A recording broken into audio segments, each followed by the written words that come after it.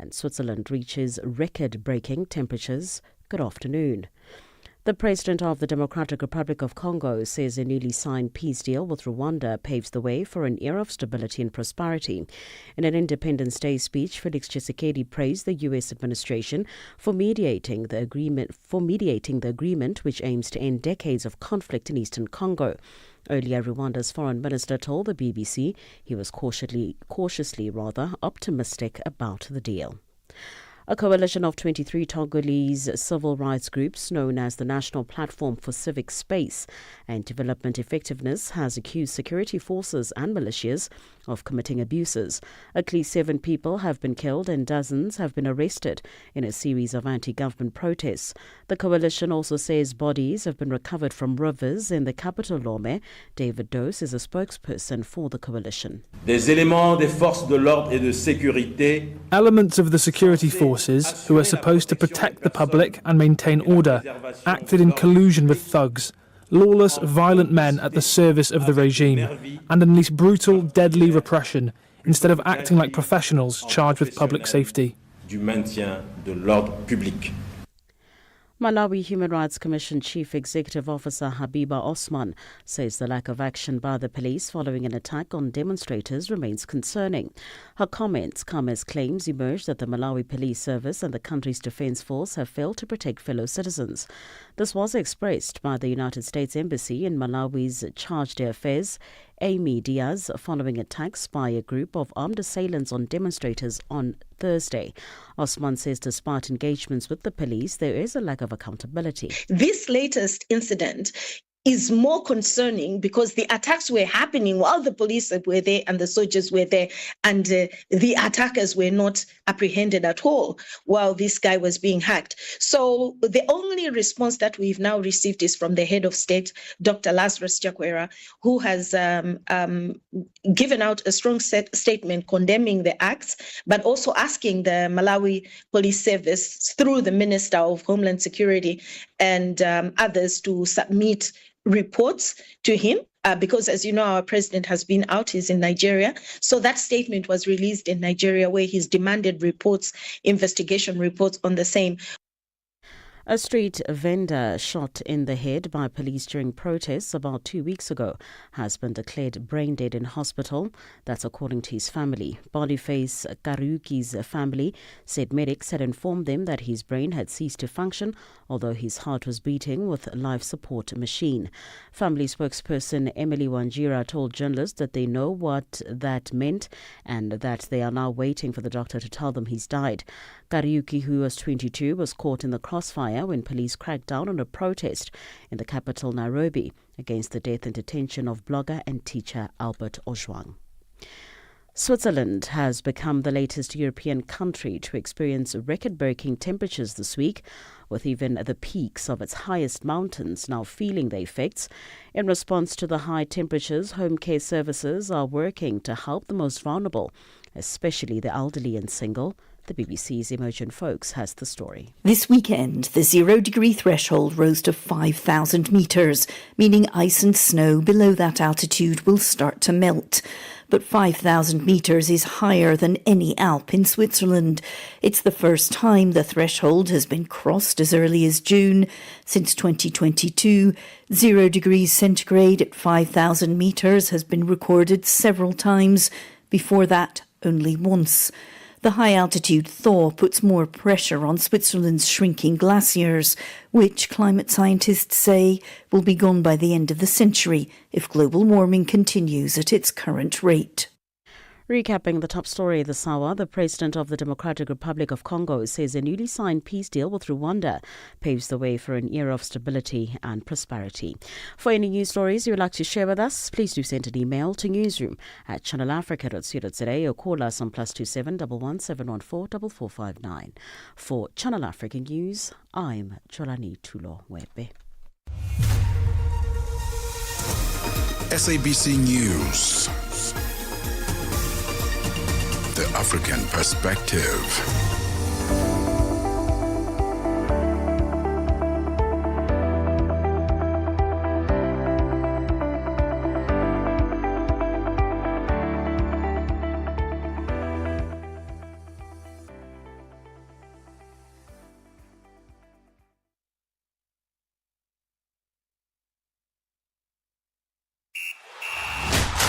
Sports on Channel Africa.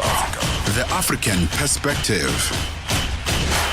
In our sports headline, South African young golfer is smiling all the way to the bank following his USPGA Tour victory. And Turkey's collecting of unhappy foreign athlete stars shows it knows money matters. I'll be back with these and other stories at the bottom of the hour.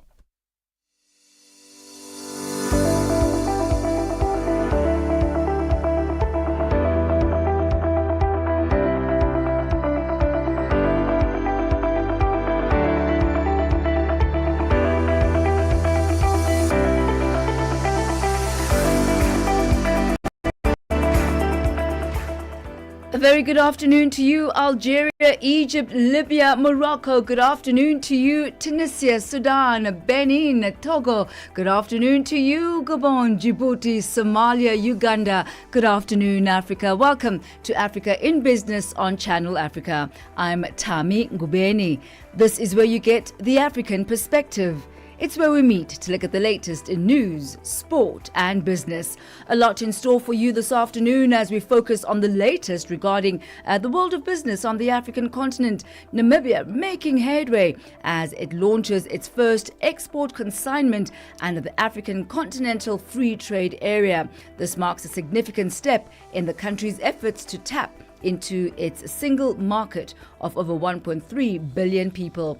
Also coming up, a look at the event currently taking place in Spain. It is the 4th International Conference on Financing for Development. It's gone 7 minutes after 4 p.m. Welcome to it. This is Africa in Business. Hi there.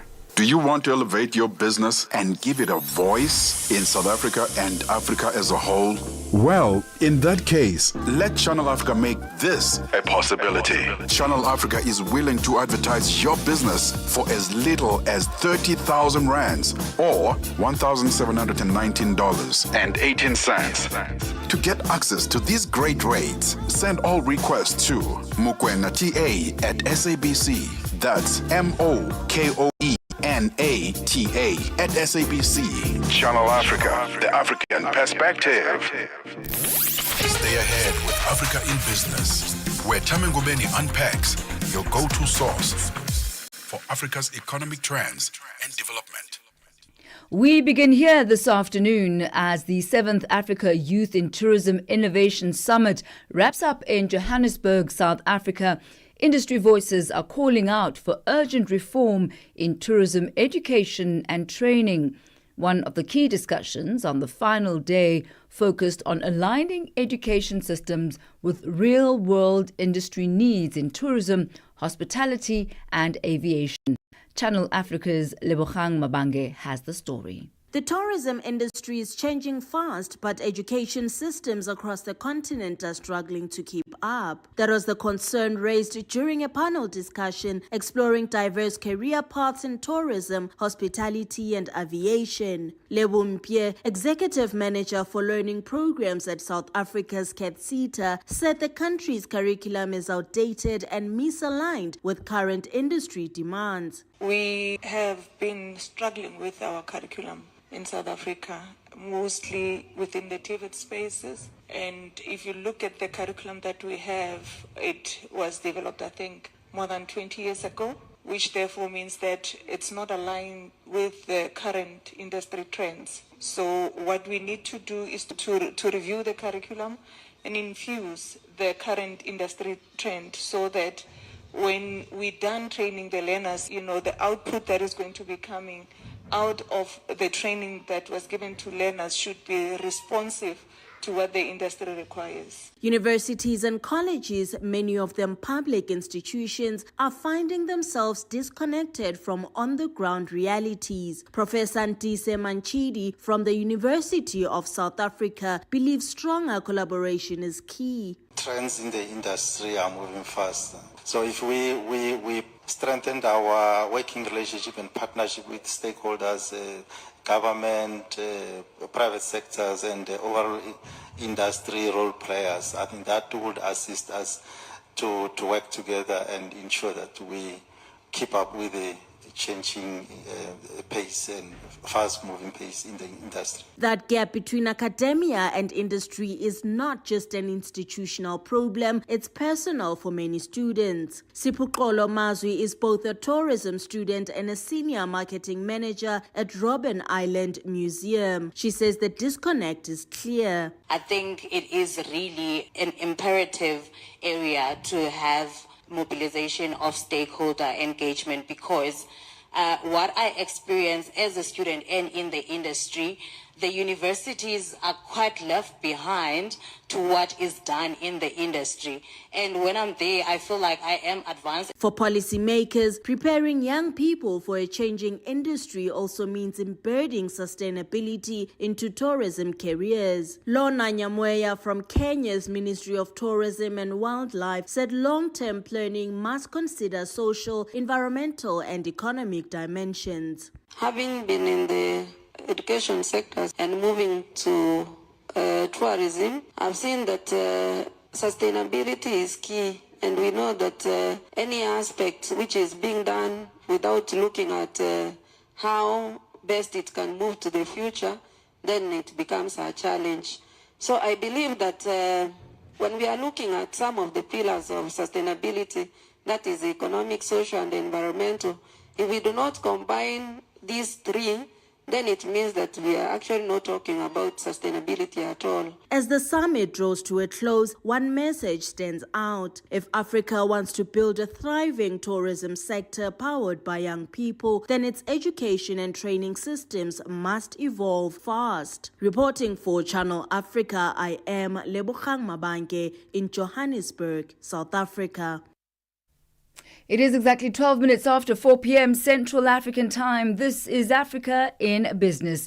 As we turn our focus now to Namibia, the country has officially launched its first export consignment under the African Continental Free Trade Area.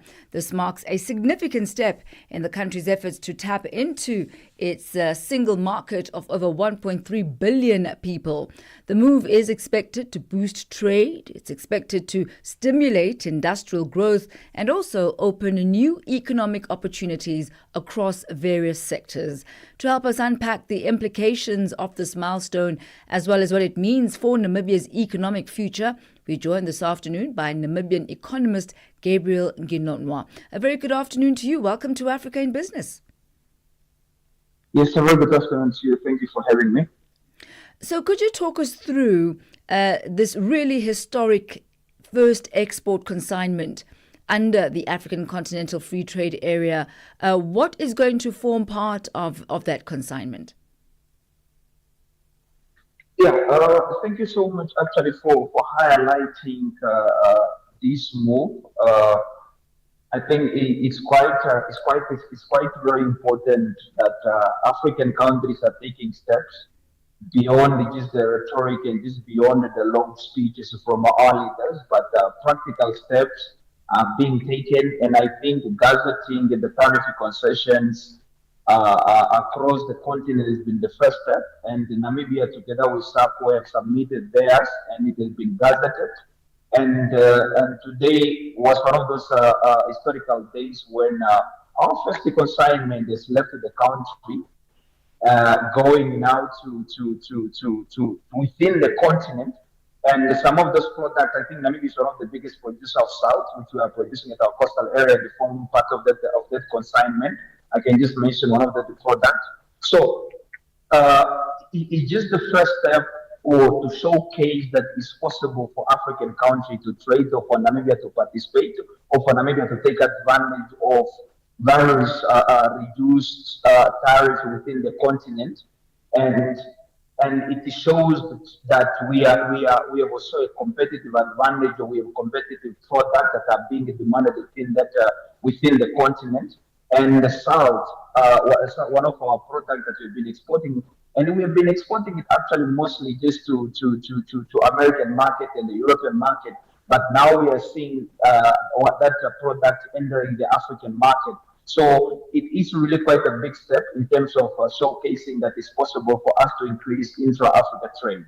What I find quite interesting, Gabriel, is looking at the company that is going to be exporting, the lead participant here. It's the Walvis Bay Salt Company.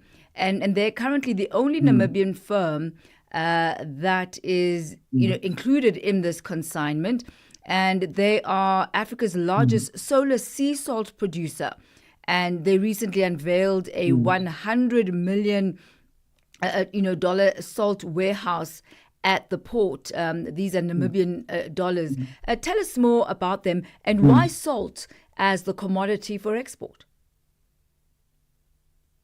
Yeah, look. If you look at the context of the African trade, we are mostly trading in raw material.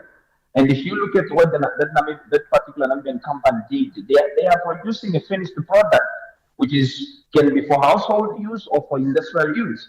And as you have been saying to say that if for you to take advantage of the African market that we are saying is 3 billion or something like that, you have to add value. Because almost every African country have the raw material, have the minerals. So, and if you look at our trading patterns, we are just mostly exporting raw material. And if Namibia and the rest of the African country are going to participate in the FTA, you have to add value. And that's why even for Namibia, it's not only so that we are selling into Africa, we also sell beer. One of our beer is going into more than 4 or 3 countries. We also have pasta palana and other products. But all of them, one of the most interesting trends is that only the finished products are being exported into Africa. But if it's not a finished product, you don't get to really export it because other African countries have it. So, and that's why now the salt company, which is producing finished product, has invested even in a warehouse at our port and able to penetrate the African continent. And it's screaming, or it says, or just validating that point to say the market exists, but it only exists for finished product. Otherwise, Zambia is copper like Namibia.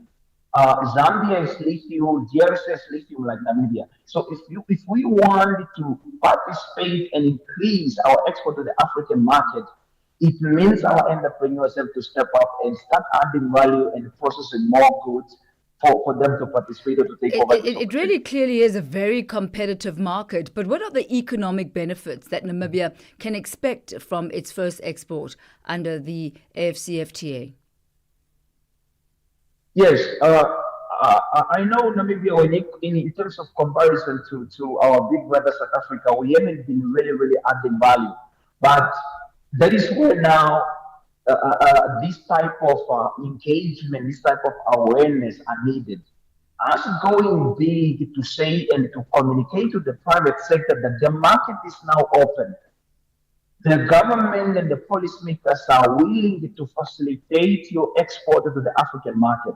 This is a message to our entrepreneurs within Namibia to say, add value, the policies are there, the market is being unlocked, you can take advantage of the infrastructure that Namibia has.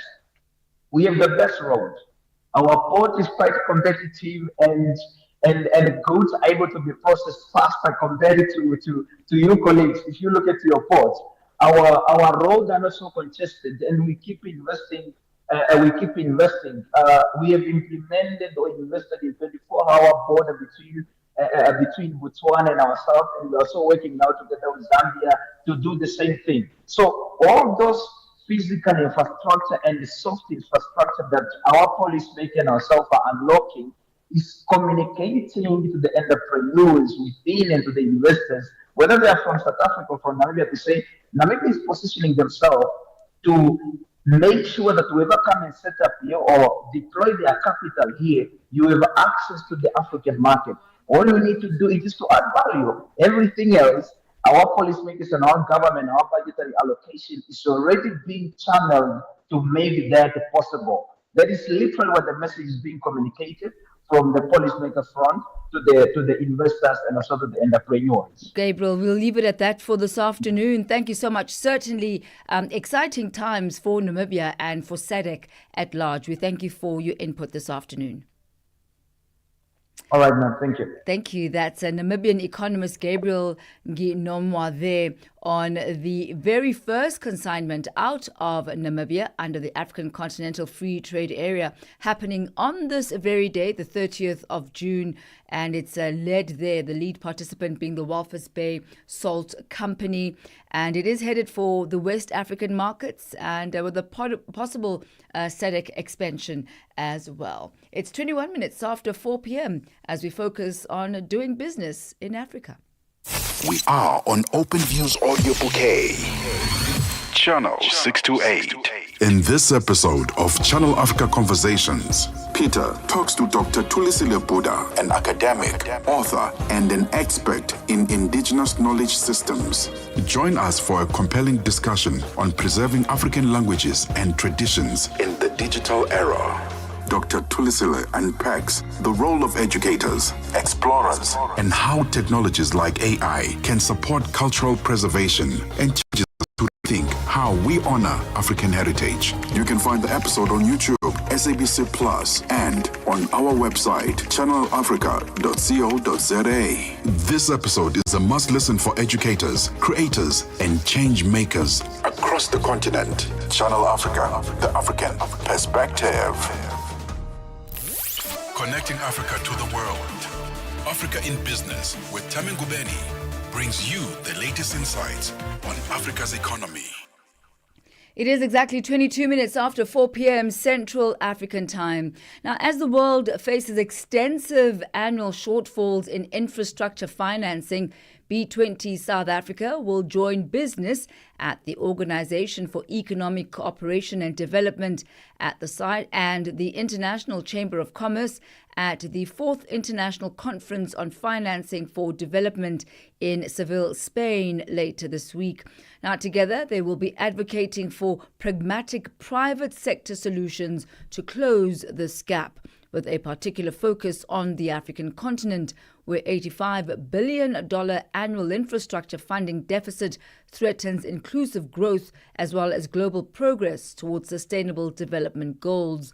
Joining us this afternoon, all the way from Seville, is Mr. Cas Kovadia, the B20 South Africa Sherpa. A very good afternoon to you, sir. Good to have you with us on Africa in Business. Well, good afternoon, and thanks for having me. And how is Spain on this day, talking to you from a rather chilly South Africa? Seville yesterday afternoon was 50 degrees. I think today it's about 40. Oh, my goodness. Rather there than here, dare I say. But you're there on a mission. I'm not too sure about that. Yeah. Well, as long as you eventually get to come back home, that makes it all good. So talk to us, Cas. You and the South African delegation are there on a mission. You have got a few things that you want to accomplish. Could you take us through what is on your to-do list? Well, look, as you know, I'm the Sherpa for the B20, so we're here with the B20 delegation for a couple of reasons. One is to just talk about B20 South Africa, what our goals are, what our theme is, and the theme is inclusive growth, prosperity in a collaborating world, and so we want to talk about that. We also are accompanied by the chair of our finance and infrastructure task force from Shabalala, who's both in his standard bank capacity and B20 capacity is quite active here. And we have a session tomorrow with the International Chamber of Commerce and the OECD, where Sumi's on a panel, and I'll be talking about the B20 and essentially talking about how to ensure that we have a financial architecture to fund infrastructure, particularly in developing countries, but not only in developing countries, to look at different forms of finance, from commercial finance to some sort of blended finance to international aid and other forms of finance, to also look at issues related to risk. And we are certainly clear that places like continents like Africa are looked at by rating agencies in a way that does not actually take into account some of the fundamental advantages that a continent like that has, and they have a risk premium put on them, and that makes finance expensive, and we're here to talk about that. So it's all about, particularly in this event, to actually interact with a whole range of stakeholders to ensure that we release financial resources for infrastructure growth and infrastructure development in continents like Africa and other developing countries. Cass, when we use the word infrastructure, what type of infrastructure, if we were to break that down, is at the top of the list of infrastructure that ought to be funded on the African continent, or does it vary from region to region, country to country? It does vary, but overall, one would say that it's rail infrastructure, it's port infrastructure, it's road infrastructure.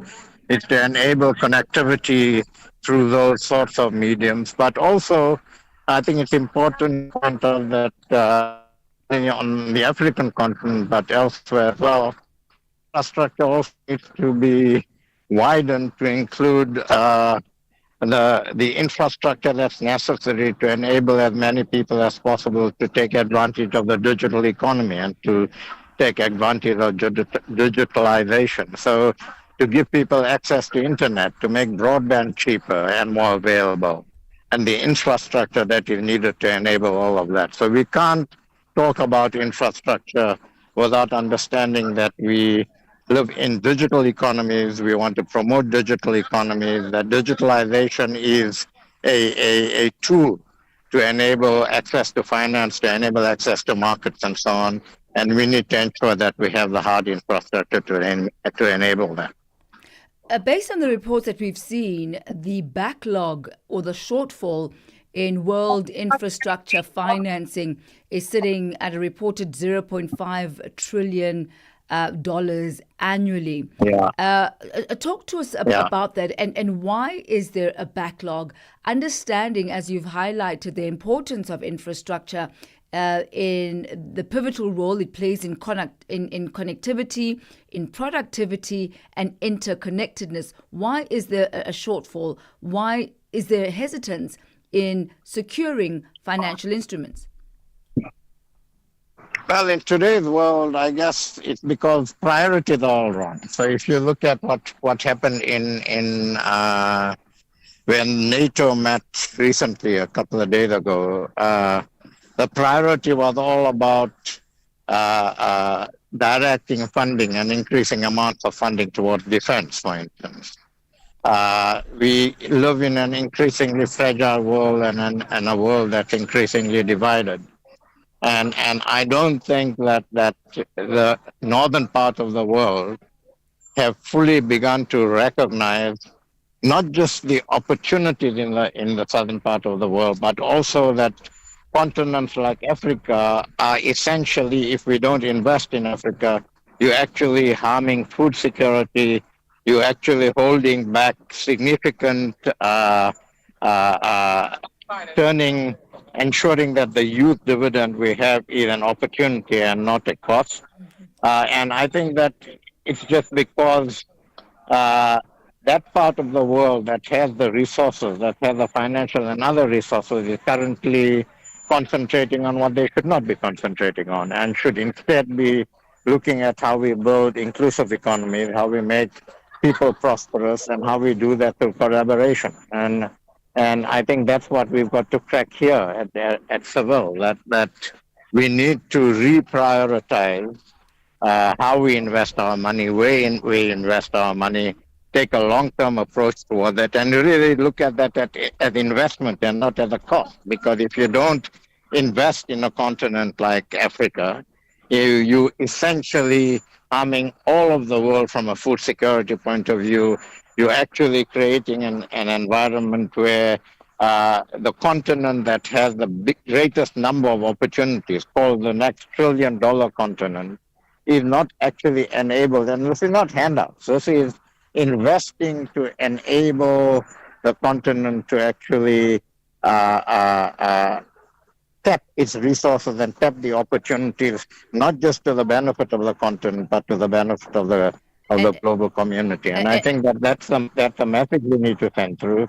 and we hope that we can get that message through. Well, thank you so much, Mr. Cass Kavadi. And I think you hit the Thank nail you. right on the head there, that it's no longer the era of handouts, but for Africa to be productive and to be a key stakeholder in the economy and in development, not only on the African continent, but also to benefit the world. Thank you very much, Mr. Cass Kavadi, coming to us from Seville in Spain. Bye. Thank you, sir. He's heading up the B20 South Africa Sherpa. Takes us to exactly 4:30 Central African time as we head now to the economic desk, where Bontle Hedbush is standing by with your latest market indicators.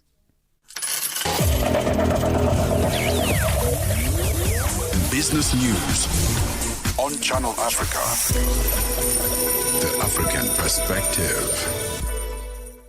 Thanks, Thami. Good afternoon. In our final look at the indicators this afternoon, $1 is trading at 17 Rand 80 in South Africa.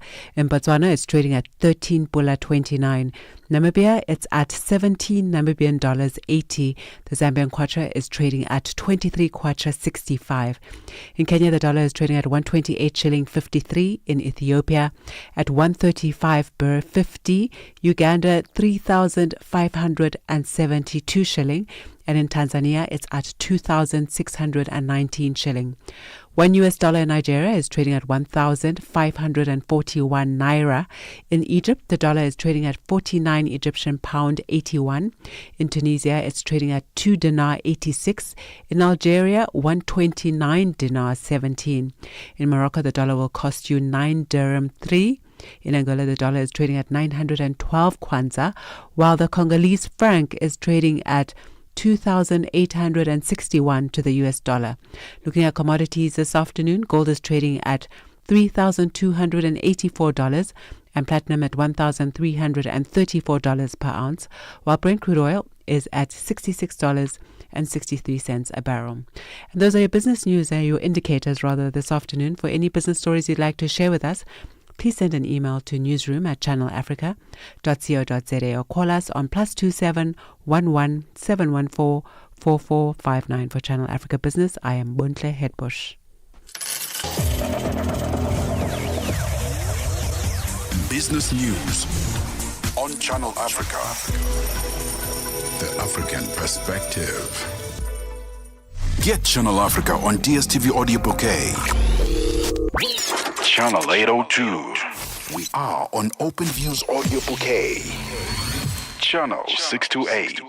Stay ahead with Africa in Business, where Thami Ngubeni unpacks your go-to source for Africa's economic trends and development. And for the latest from the world of business in sport, here is Figile Lingwati. Sports on Channel Africa. The African perspective. Thank you, Thami. Good afternoon. We begin with athletics.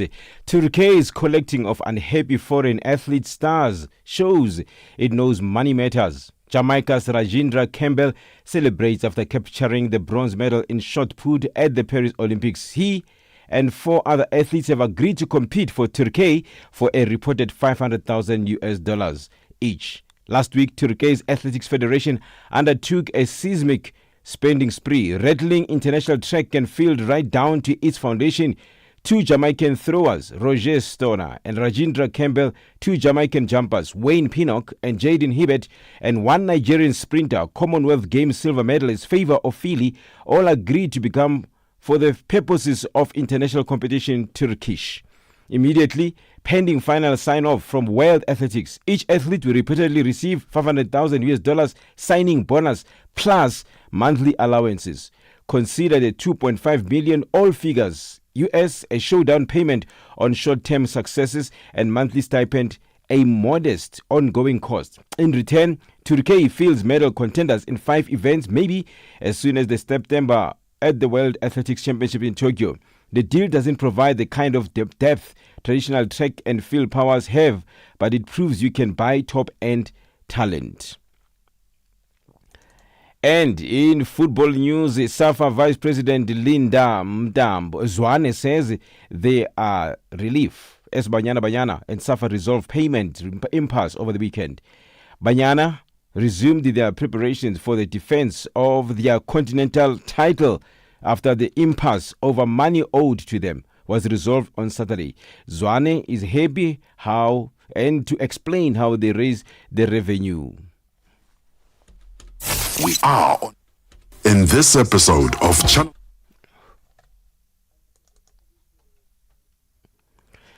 And now we look at the SAFA business when 1 million pillars of South African Football Association's turnaround strategy is to reduce the bloated National Executive Committee from 41 to 21 members.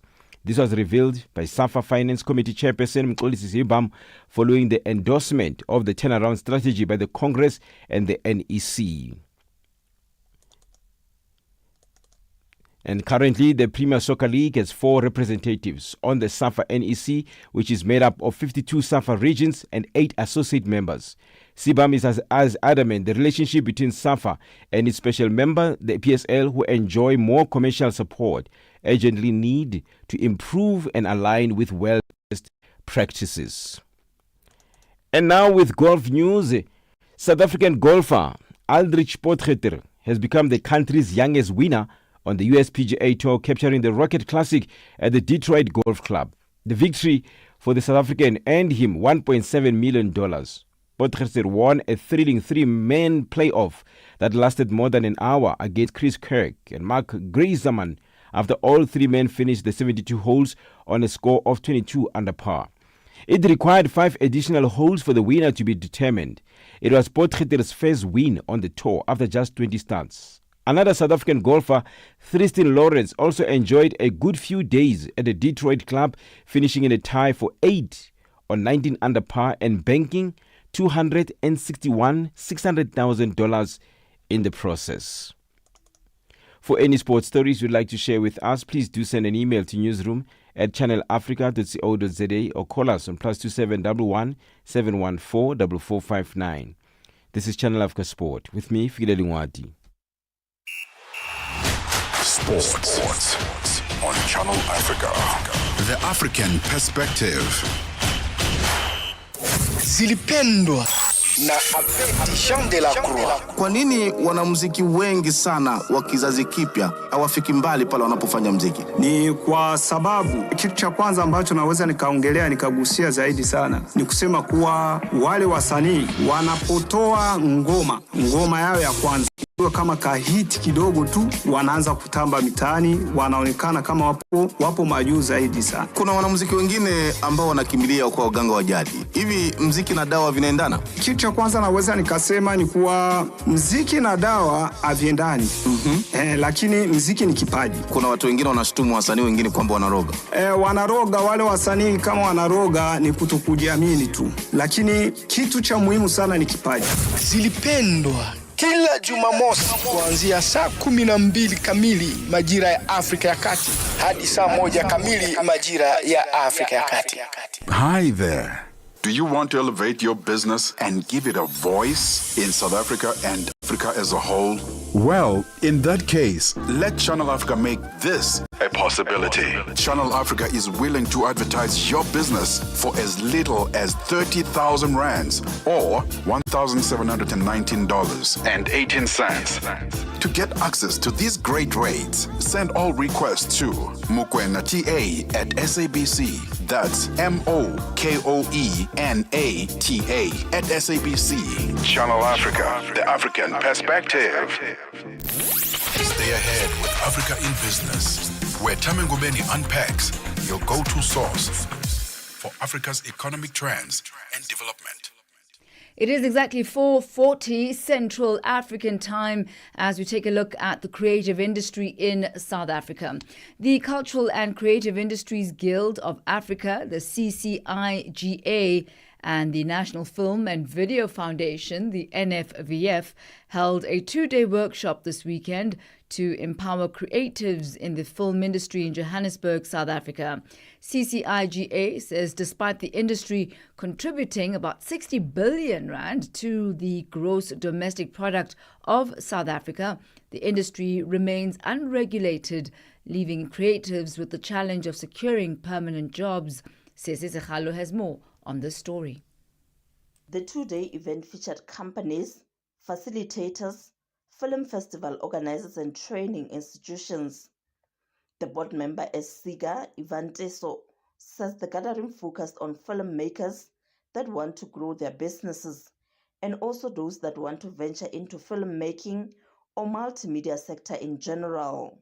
So the aim here is to really scout for filmmakers that don't have businesses, but let them get those businesses to be compliant, to register, and thereafter we bring funders on board and we make them to have a direct engagement with them, not us speaking on their behalf. Because at times we really need to come to a point where we need artists to speak for themselves, and that's what we are doing. And then the third thing is to look at opportunities from the corporate sector. So most of the time when artists are looking for money, it's all about running to the Department of Arts and Culture or anything that has to do with arts and culture, but they don't realize that private companies, they have money and they are actually looking for the creatives to partner with them. And that's the kind of conversation that we are having during this event as well. And then lastly is to really have a very serious conversation between the artist and the government. Government, I think the reason why they decide not to give us enough money is because we don't really put our case straight to them as to how do we need this money and why do we want it to be increased. She elaborates on what the 2 days covered. The first day we're focusing on the master classes. It's all about skills. It's all about how as artists can work together. It's all about how can we improve our projects and even our pitching to the corporate sector. And then the second day we're focusing on panel discussions where all the stakeholders, they come in one room and they have that talk. Kuthula Ngcobo is a film and television graduate. He describes himself as a filmmaker that deals more with editing. He also deals with cinematography and sound. He shared what he took from the 2 days of the workshop. I came here to learn what I did not know or to add anything that I did not know in my skills. So since I got here, I got an opportunity to interact with different people, getting to know who is who, what are they dealing with, asking them those questions and those. With the interviews that were held inside here, the building, I also got to learn more from each and everything that was spoken by each and every speaker there inside. So, and another thing, I didn't only come here as a participant. I also came here because SIGA gave me an opportunity, gave me work to come and work with them in partnership so that I can also be the member of the crew, the team that is working behind the scenes. Another creative is Prudence Ngubeni. Ngubeni wears many hats in the industry, from being a media and public relations specialist, content producer, show host, and many more. She has learned to diversify and monetize from the industry. She shares what she benefited from the workshops. I got invited yesterday as a guest, and basically we did practical and implementable steps on filmmaking. We actually got to create a film, and I absolutely loved it because it took me through the process, the practical processes as well. And today is actually an amazing day. And Jongobangila, there's a guy from Liberty and Standard Bank, and they're taking us through the financial processes of being a filmmaker or a creative in the creative industry. And they're talking about your backup plans, right? Giving us examples of celebrities that have made it and had financial glitches because of the lack of information thereof. You understand, like Uguti, obviously, you creative, you get paid per gig or projects wise, and you need a way to save up, right? And obviously, sometimes and you can't save as much as you can, but now we're being enlightened on how you can save, how you can maneuver through the financial probabilities. And I think, like I said, diversifying, having multiple streams of income in the same industry. Corporate companies also made presentations at the workshops on how creatives can package their funding proposals. For Channel Africa, I'm Sisi Sekhalo in Johannesburg, South Africa. It is exactly 4:45 Central African time. Still to come in just a moment, a conversation with SABC economics editor Tshepo Mungai as we look at some of the leading stories on the African continent, understanding as well the impact that geopolitics has on the dollar, on the bottom line. That coming up in just a moment. Darubini ya Afrika na I am Henry Shakif. Hawa wa Afrika Kusini wenye asili ya kizungu ambao wamepewa ukimbizi huko nchini Marekani. Je, nini chanzo cha wao kuomba ukimbizi nchini Marekani? Wenyewe wajaomba ukimbizi. Kuna shirika fulani inaitwa AfriForum, shirika mbili za wazungu ambao wanatetea haki ya wazungu hapa, AfriForum na Solidarity. Hao walienda Marekani kufanya kampeni kusema kwamba wazungu wananyanyaswa hapa Afrika Kusini, na walivyofanya hiyo kampeni serikali iweze kuwafuatilia kujua nini ambacho mnasema kwamba mnanyanyaswa. Kuna namna ya wao kwamba wamepoteza uraia wa Afrika Kusini, na je, endapo Trump akamaliza muda wake madarakani, uhalali wao wa kuishi nchini Marekani ukoje? Itakuwa vigumu, kifupi itakuwa vigumu wenyewe kupoteza uraia wao. Darubini ya Afrika 11 kamili hadi 12 kamili majira ya Afrika ya Kati. Get Channel Africa on DSTV Audio Bouquet. Channel 802. Stay ahead with Africa in Business, where Thami Ngubeni unpacks your go-to source for Africa's economic trends and development.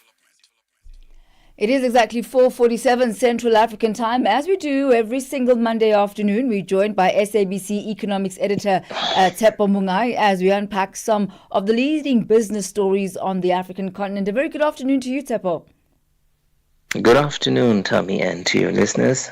I was just remarking a moment ago how geopolitics inevitably always affects the dollar. It affects the currencies of trade.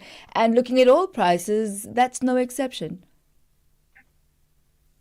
No, absolutely. We are at the mercy of those commodity prices, because for any economy to tick, of course, you are dependent on oil price. Luckily, we have seen oil price coming down a little bit following the geopolitical tensions that we've seen in the Middle East. But I must say that we have seen that oil price keeping at around $80 or below $80 per barrel. Of course, we are slightly down at the moment at around $78 per barrel. But of course, Thami, there is still some risk in the pipeline, given that we are seeing that things have not quite settled in terms of geopolitical tensions. But the fortunate thing I must stress is that economic growth, those growth revisions in many jurisdictions have been revised downward. So the demand obviously will not be that much. But secondly, OPEC Plus, they have really been pumping the likes of Saudi. They really want to maintain their market share. And of course, it's at the expense of other oil producers who would love to see oil prices being elevated a little bit. But there is no such consensus at the moment of keeping oil prices elevated.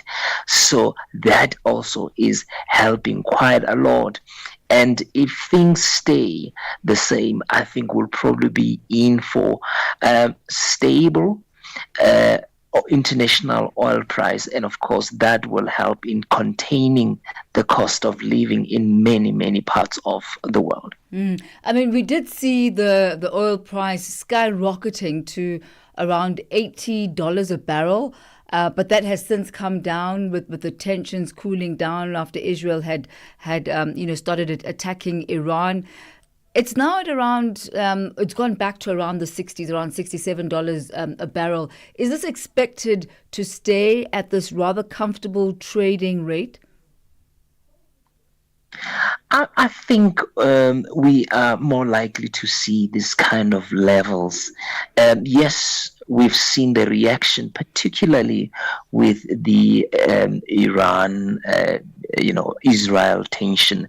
That kind of pushed prices slightly up, as you correctly pointed out, to around $80 per barrel. But we've seen quickly coming down. We've seen them quickly coming down a little bit. They did not remain elevated at those current levels. So for as long as, Thami, we're not anticipating massive economic growth in the world, I actually doubt. We are currently in the driving season in the US, where the demand usually goes up, but we're not seeing prices going up. We have surplus in the market in terms of oil price, and that also is helping to keep prices at the current levels below $80 per barrel. So yes, we may see this going for quite some time, where prices remain at this range, unless there is another serious geopolitical risk that maybe this market has not factored in, and that could probably create fear in the hearts of many investors, which could push up the prices. And talking about prices being pushed up, we see the National Energy Regulator of South Africa approving the electricity tariff hikes for municipalities in the country. Well, that doesn't go without controversy. Remember, there is a lot of concerns raised by the formula that is used, so-called cost of supply. Many municipalities, there's a feeling that what they are demanding is actually a thumbsuck. They are not giving proper figures in terms of how much. And NERSA has been pushed. There should be some public hearing, particularly around what municipalities are requesting. I mean, there's one example among these over 150 municipalities that is asking for 192% increase in electricity. But then it must actually be backed by evidence. What is the cost of supply in order to determine that price?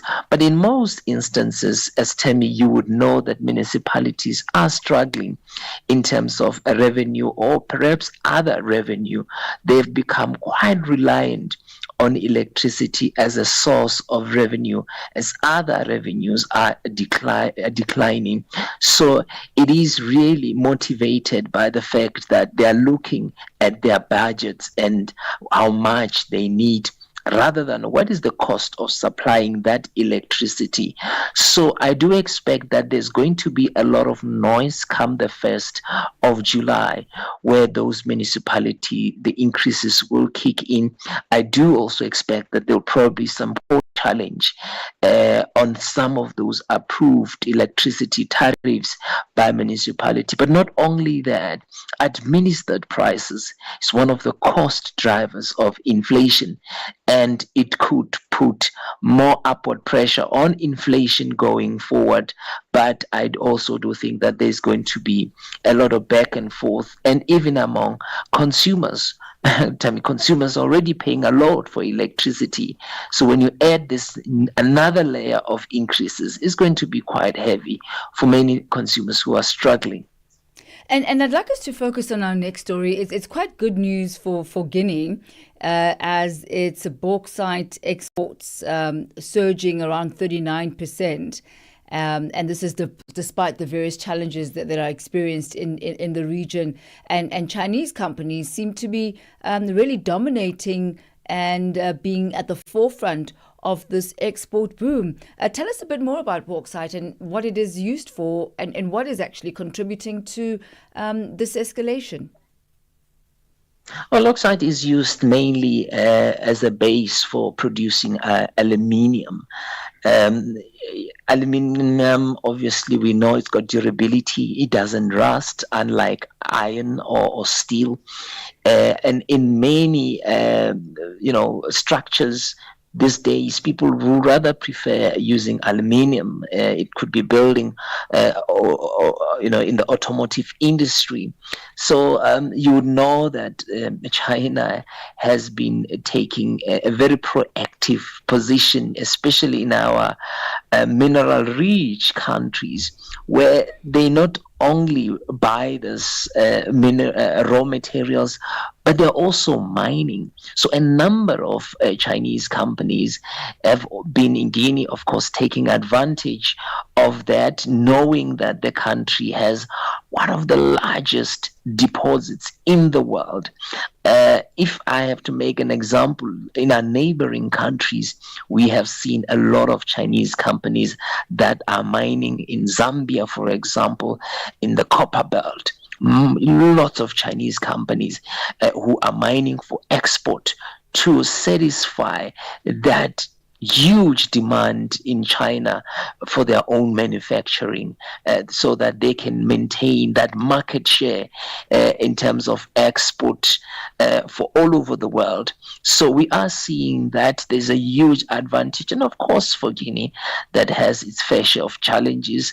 It is good they are getting that revenue that they actually need for their own economy.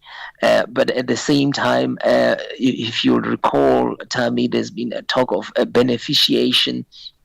And I must say that I don't hear that much about beneficiation anymore, because countries want revenue, and I suppose the America coming in with the reciprocal tariffs has changed that narrative a little bit. At the moment, countries want market, and they want to where they can actually sell their whatever they're producing.